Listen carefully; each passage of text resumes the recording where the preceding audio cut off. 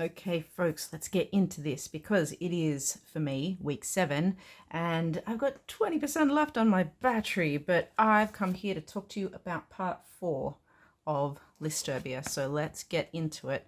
My points down here at the side. I'm still working with my markup. I'm finding these are probably the most helpful tabs I have put in my whole book since starting this process, because as I'm getting more familiar with my book, I'm wanting to turn to whole parts as I get to know the parts better. So, hot tip for you. Okay, we're in part 4. It's the old list. You know this is a serious part because we have bright red drama, very dramatic annotations, and because the subheading tells us so. Right, so let's get into it. Part 4, Atreyu, Bastion, and remembering the fight against the nothing, the part where things start to get darker if they weren't already. Now, I won't linger on this too much. I think I've talked about it a bit in other videos, but this is an intertextual reference. I think I've used the term before, but today is the day to put it on the note. There are several. We've got whole lists in this book dedicated to songs or book lists, or newspaper clippings, other texts outside this text. But one of my favorite places that they exist is in the subheadings, because they refer back to scary kids movies from the 80s, which is when I grew up. So this one, Atreyu and Bastion, are from The Never-Ending Story. One of the things I want to point out about this one here is this part, the fight against the nothing. By this time, I'm sure you've all finished reading Listurbia.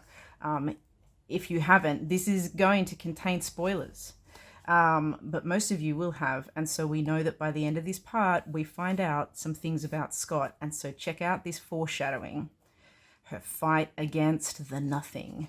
In particular, you know, a bad force that you can't see is also just the obvious reference if you know your Never-Ending Story. In the Never-Ending Story, Atreyu and Bastion are heroes, and they're fighting the dark nothing that is taking over Fantasia. Okay, so intertextual references. If you wanted to talk about those as a device, interesting thing. Okay, before we get on to the first list, you know I like to stay on the first page for a while because they've got so much in them, and this is my point number 2 for this video. I'll put it down here because it's the bit down here in the parentheses.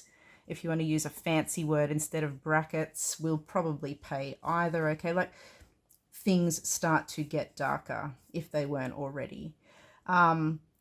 I often in these videos like to talk about where we're at in this kind of narrative arc or the shape of this story. And as we've said before, part 3, we get this big, you know, complication. Part 4, we're going to be resolving it, and that's going to happen in a very dark way. So it gives us its own little content warning, which is helpful, but it's signaling the shape of that narrative. It's going to be dark. Okay, here we go. Number 3. I also love to look at the opening lists because I think you should too. And I've made the argument that the opening lists the whole way through have been giving us clues about the experiences that the protagonist's having and about her psychological state, what conditions she might be experiencing as these days go on, okay? And I think this is where we get the most information so far. It gives us a series of facts about schizotopy, which I'm fairly sure I'm saying right. Definitely let me know if you think I'm not. But you get a lot of information in here. In my class, I've got a couple of websites that I send people to for this as well, but truth be told, I think all the information that you actually need to know about this narrative is right here in this list. So if we assume, and that's a big if, but if we assume, because I think the author is inviting us to assume this, if we assume that this information here is placed here because it's about our protagonist, then this is the list where we come to learn that this protagonist suffers from schizotypal personality disorder, which is a little bit different to schizophrenia. There's an opening explanation here about the theory, or the current theory, and certainly the theory this book seems to be working with, about the old-fashioned view you know, of schizophrenia or schizotropy that said, you know, it's a state of mind, you're either in it or you're not, you either got it or you don't. And this says, no, the new way of thinking is that that's more of a continuum, and there's lots of different conditions that you might be living with along that continuum. Okay. So there's a subtlety to the information that we're getting in this list that you may want to pursue or you may not want to pursue. I'm going to leave that up to you. However, what I do want you to be sensitive to in your essay responses is vocabulary. I think you should be using some modifying in your sentences to say things like, the author seems to position us to think or to believe that the protagonist experiences schizotypal personality disorder, or she is an individual with schizotypal personality traits. If you can start to weave the language of this story back into your own responses, that's what's going to really help you hit that vocabulary standard, because we can see that you're learning the vocabulary that's offered in the book and reflecting that back in your own writing. So by all means, go off to other websites, do extra research. We're not experts, I think, anyone here on the Year 10 team, but we're trying our best. So we're not going to be super tight with this. So there's some flexibility in you know, what you can use. But if in doubt, come back to a list like this and try to echo the same things, the same terms that are used here. Okay. Now, that's part of why I wanted to show you this. But the other one is the story reason, not just the vocab reason or the let's learn about it reason, but the story reason. So leave that page behind for a moment and look at this last part of the list. And this is our big clue that the experiences that this protagonist had in childhood has perhaps caused her to develop this condition or have these experiences. So rather than being purely genetic and chemical, research now suggests that the development of schizotypal traits may also be linked to neglect, maltreatment, or trauma in childhood. That's a may. It doesn't mean that everyone who has this had that, right? But it's just saying it doesn't mean that you had to get it genetically. It can also be developed. These negative experiences combined with a biological and genetic predisposition, right? Not everyone who has a trauma then goes on to experience this, are thought to dramatically increase the risk of developing this disorder.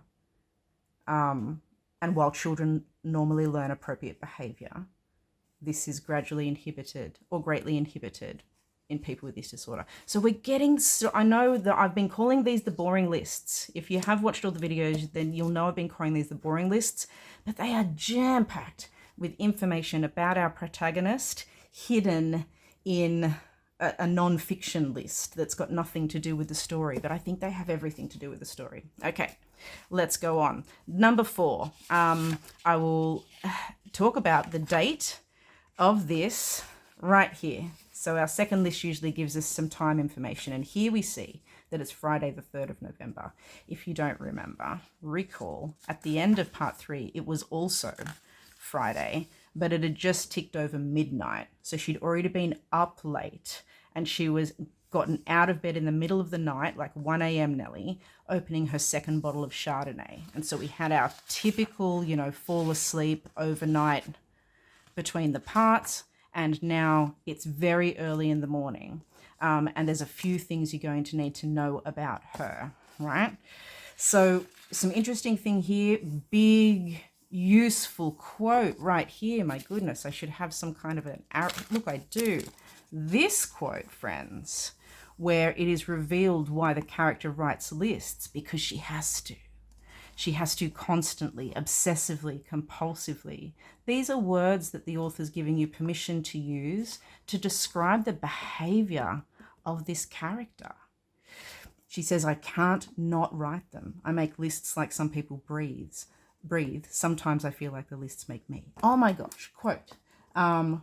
Winner. So useful, right? But back to what I was telling you is the other parts they've stretched over time. Part 1 kind of happens over a blurry weekend. Part 2 happens at the beginning, kind of Monday, Tuesday. We've got the Halloween that seems to go forever, but it doesn't really. Part 4 is all this date. It's all this date. She wakes up, hungover, things happen. She's trying to get to work. Mahesh turns up with the Uber, and then she tells Mahesh to turn the Uber around. And all of this is the same morning. It's the same morning. The day doesn't even finish, I don't think.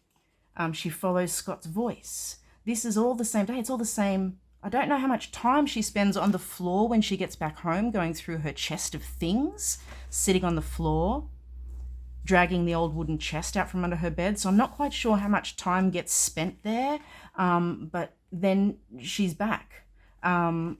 So it's all one day, and that's a really intense way to kind of sew up that complication. You know, we said we've had that complication in part 3, now we're going to resolve it. It's resolved in this really short amount of time, and that creates this sense of intensity or heightened drama, you know. So observe all Friday the 3rd. Now, I gave you a big flashing arrow for one of the good quotes. I think if you also, I'm going to give you one more in this video to make it worth your watch, right? I'm going to go here to the flashback list. And in my book, because in class I'm always trying to find this, I've now got, you know, stars all over it. So this is one that you want a tab on, or to be familiar with the role this plays in the narrative, because this flashback list is epic. 108 to 112, it goes for pages, right? Where we get to go back. We were trying to work out in class today how old the protagonist is based on clues in this list. That's an interesting one if you want to try it.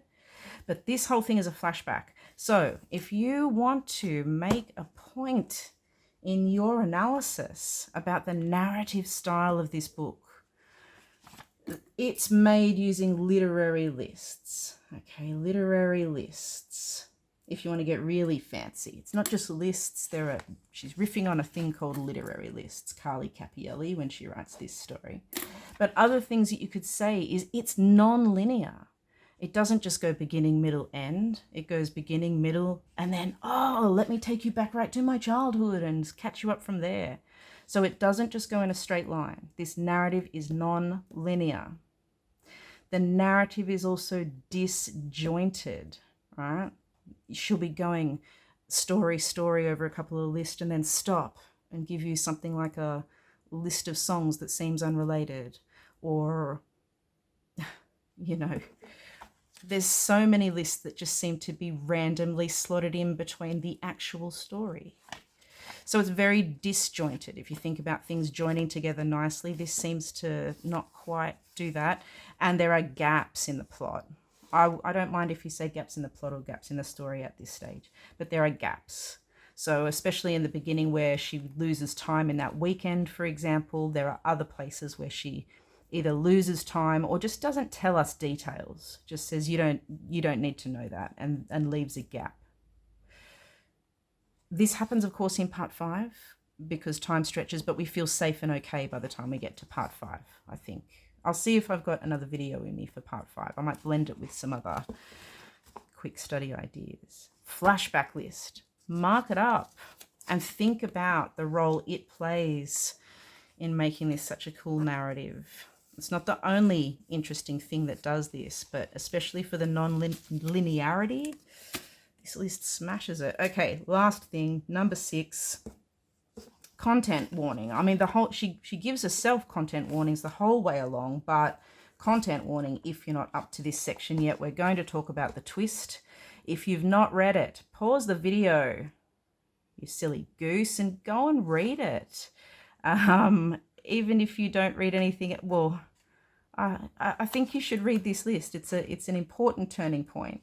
I'm not going to read it out loud because I like to set the scene with class, and it's a bit of a traumatic read, actually.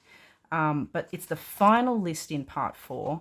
It's where she's gone back to Samuel's old family home. Of course, they don't live there anymore.